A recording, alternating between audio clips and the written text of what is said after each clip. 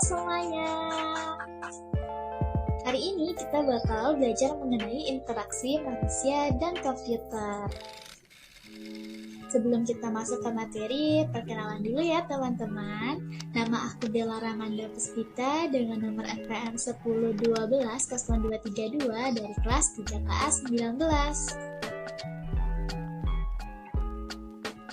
Perkenalkan, nama saya Niko Andriansyah, NPM saya 101200862, dan saya dari kelas 3KA 18. Definisi IMK, interaksi manusia dan komputer atau yang biasa disebut IMK adalah disiplin ilmu yang berhubungan dengan perancangan, implementasi, dan evaluasi sistem komputer yang interaktif untuk digunakan oleh manusia, serta studi tentang fenomena-fenomena besar yang saling berhubungan.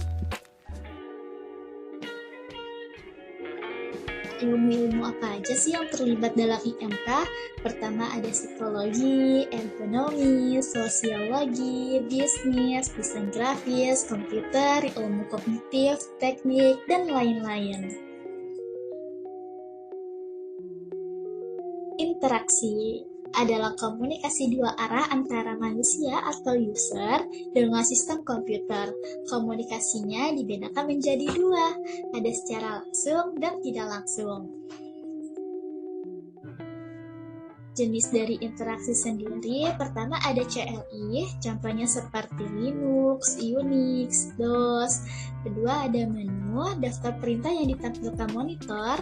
Ketiga ada natural language, yaitu bahasa pemrograman terstruktur. Selanjutnya query answer, dan query dialog. Contohnya seperti pop-up. Lalu ada form fields, formulir dengan lembar kerja. Contohnya seperti Microsoft Excel. Lalu ada WIMP, singkatan dari Windows, icon, menus, dan pointer. Contohnya seperti button dan color. Selanjutnya kita akan masuk ke dalam user interface. Dibagi menjadi 4 topik, yaitu pengertian, karakteristik, bentuk-bentuk, dan prinsip utama. Pengertian. Interface adalah program antarmuka. User interface adalah tampilan visual dari program yang dapat menghubungkan sistem dengan user, di mana program dibuat untuk meningkatkan ekonomi atau berguna bagi banyak orang. Selanjutnya ada karakteristik. Ada beberapa karakteristik, yaitu yang pertama jelas dan ringkas, yang kedua konsisten, yang ketiga kontras warna yang baik, yang keempat desain responsif, yang kelima penggunaan bisa mempelajari ikon yang ada, dan yang terakhir informasi terstruktur. Bentuk-bentuk dari UI sendiri, pertama ada Graphic User Interface atau GUI, kedua Command Line Interface atau CLI, ketiga adalah Voice, contohnya seperti Siri. Dan terakhir adalah prinsip utama. Pertama ada User Compatibility, Product Compatibility, Task Compatibility, Workflow Compatibility, Consistency, Familiarity, Simplicity, dan Direct Manipulation.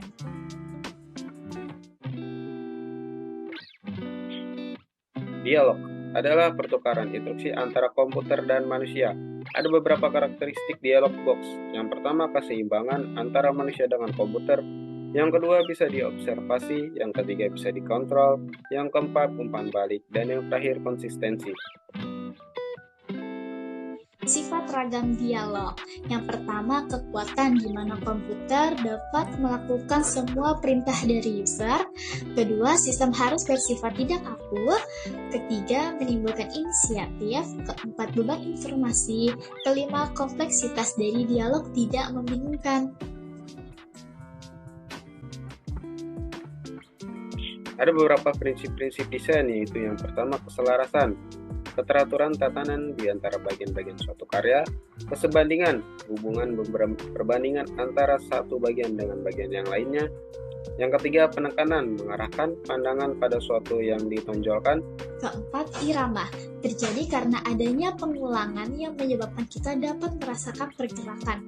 Dan terakhir ada keseimbangan, terjadi apabila setiap elemen ditempatkan dengan rasa yang pas. Nah, sekian dulu ya mengenai pertemuan hari ini. Terima kasih telah menyaksikan. Terima kasih teman-teman. Bye-bye.